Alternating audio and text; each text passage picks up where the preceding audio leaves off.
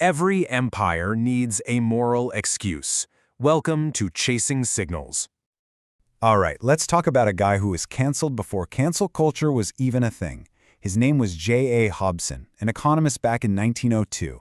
He wrote a book basically calling the entire British Empire a scam, not a noble mission, but a cash grab for a tiny few. For that, he was branded a heretic. The media called him anti-British, academics shut him out. Sound familiar? It's the same playbook used today when powerful ideas are challenged. But here's the twist. Fast forward 100 years, and that same guy, the heretic, he's now hailed as a visionary. He's literally required reading in universities. The man they tried to erase is now praised for telling the truth. It really makes you wonder, doesn't it? So, do we only call truth-tellers geniuses after they die? It forces you to ask who gets to define truth in our time, and, more importantly, who profits from that definition. You know, every great empire needs its moral enforcers, right? The foot soldiers who genuinely believe they are fighting for a just cause. In the past, they had a very specific name for them. They were called missionaries. Back then, it was the best and brightest from English universities who went out to preach civilization and salvation. Well, today, a new class of missionaries is graduating from those very same elite schools, only their gospel is changed. Now, they preach net zero and global responsibility. And you can see the focus of this new mission in what they choose to care about. Just look at the numbers. Millions have died in absolutely horrific conflicts in Sudan, the Congo, and Tigray. The response from global campuses? Mostly silence. By contrast, the conflict in Gaza has triggered massive, passionate protests worldwide. The outrage is there, but it appears to be incredibly selective. This has led some to a very sharp and very uncomfortable observation. Their hatred for one country seems louder than their love for an entire continent. So once you have that moral justification locked in, you need to look at the economic engine that's driving the whole crusade. So let's follow the money. There's a line that's been making the rounds that just cuts right to the chase. They used to come for gold and diamonds, now they come for trees. And yeah, it sounds a little simplistic, but it's pointing to a whole new kind of resource grab, this time with a shiny green logo slapped right on it. And this isn't some fringe conspiracy. Academics actually have a term for it: carbon colonialism. The core idea is that so-called climate solutions, especially carbon offsetting, become a clever way for wealthy nations and corporations to take control of huge amounts of land and resources in the global south, all while claiming to save the planet. So how does this actually work?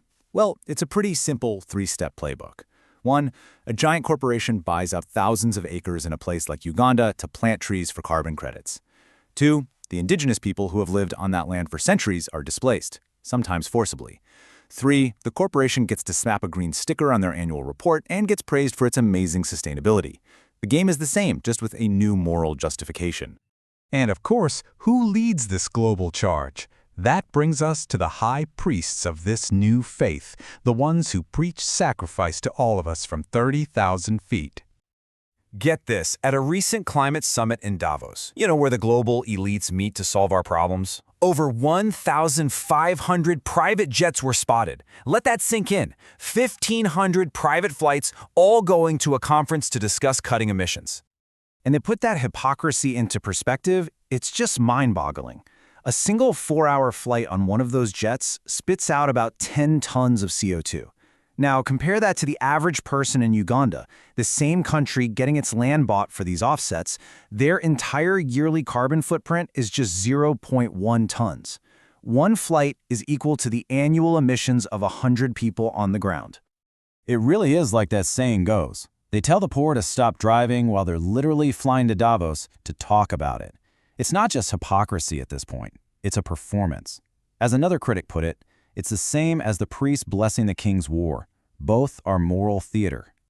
So, if the economics are this twisted and the morality is this hypocritical, what are we actually looking at here? Well, some people are arguing that it's not just a political movement. It's starting to look a whole lot like a new kind of faith. I mean, just look at the structure. Traditional religion promised heaven after death, and it required total faith.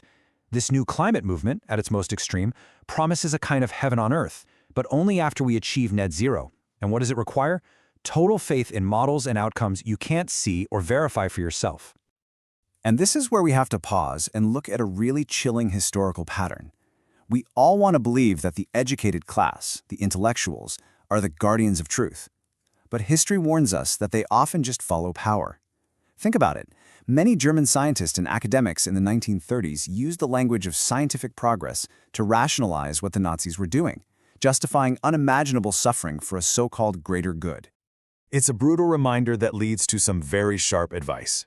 When they say it's for humanity, check whose humanity they mean. It's the essential question: who really benefits from these grand plans, and who always ends up paying the price?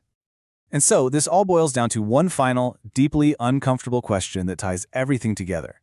If the colonial missionaries of the past used religion to justify economic conquest, are today's elites using climate faith to justify a new form of global control? That's it for this episode of Chasing Signals. If what you heard made you uncomfortable, good. That means you're still thinking for yourself. Remember, every great lie starts with good intentions, and every great awakening starts with a question. Keep asking, keep chasing signals.